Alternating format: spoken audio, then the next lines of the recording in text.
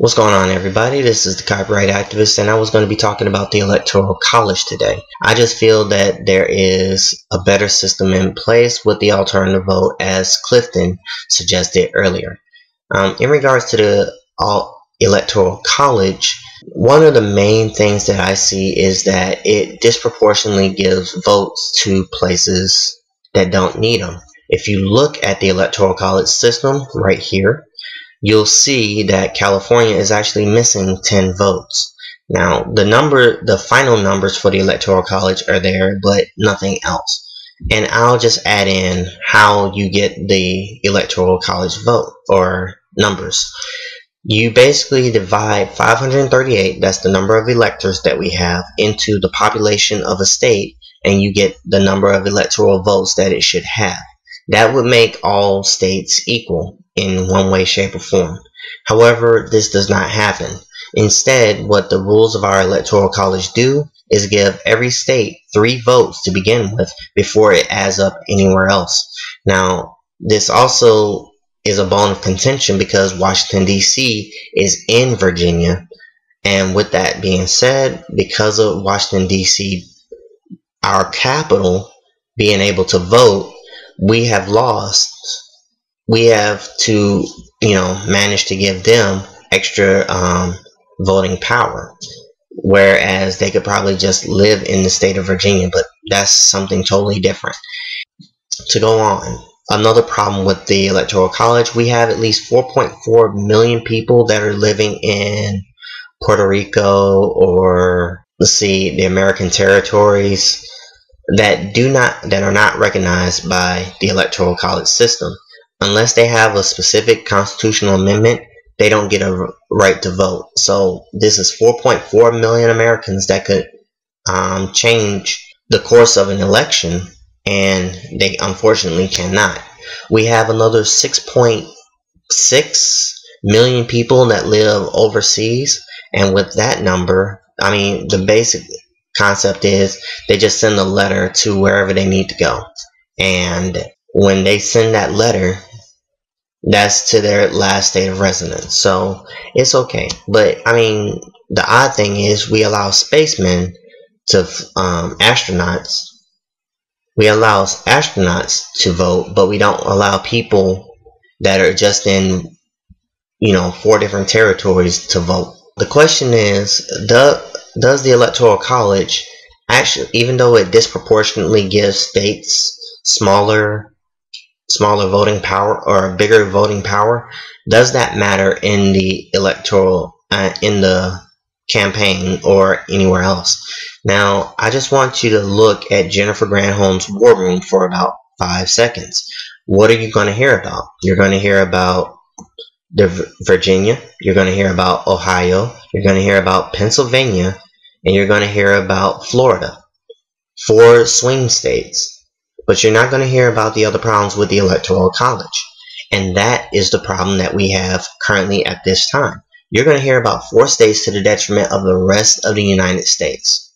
And this is where Romney or Obama is going to be campaigning very heavily, because California is very starkly Democrat.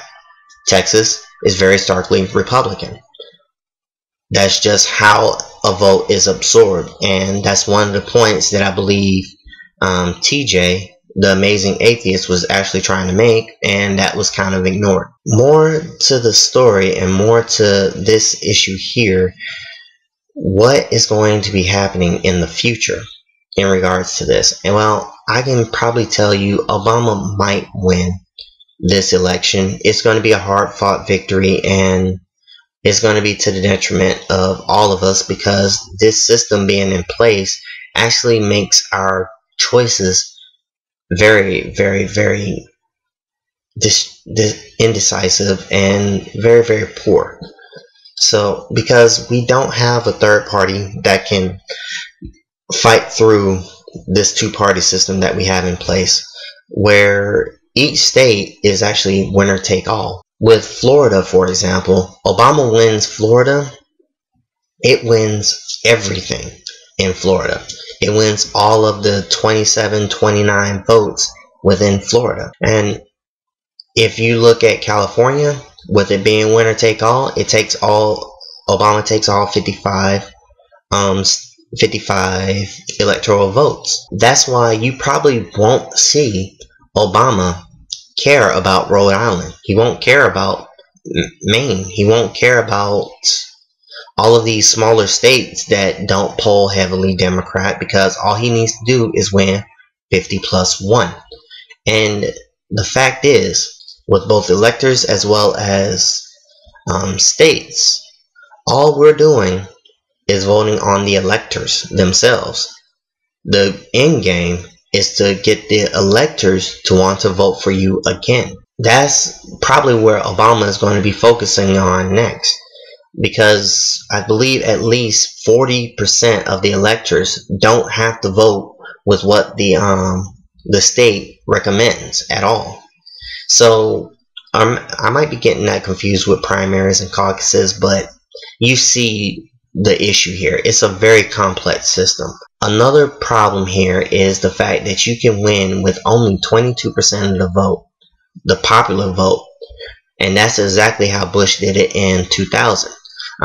There are at least 4 other distinct problems, such as Andrew Jackson actually won, and he didn't get the popular vote either in 1876. I think another election was 1849. I might be off on that, but as you can see, it's basically a system that has a 5% fail rating. This is probably for the most important position in the United States. Who is going to be our president? If you have a 5% chance of failure at picking your president, wouldn't you want to have a better system? Of course, I'll advocate for the alternative vote. I'll advocate for even the popular vote at this current point in time. But to say that we need a better system, that situation has come. It is now. We need better systems of governance, and the Electoral College is probably at the center and the root of what is the worst problems in America. Now, something else I do want to add. People seem to think that magically, if you take away the Electoral College, somehow it's going to make the big states a little bit more powerful. You have to look at the top 10 or even the top 100 cities. Now, New York City has maybe 8 million people in it. Now, how much of that is divide 8 million people into 390 million in the United States? How many people is that? That's just 2% of the population. People are spread all over. And even if you were to add up the top 100 top 100 cities in the United States, you would basically have only 20% of the vote. So this notion that people can't decide who they want for president, I don't think it actually matters. But I do know that with the Electoral College, it does have a pretty dark past, and maybe I can get into that later on. But for the time being, if we really truly want change, we change our we have electoral reform, we set up a popular vote or a national instant runoff vote, something that makes a lot more sense than the Electoral College. Take care, and I'll see you next time.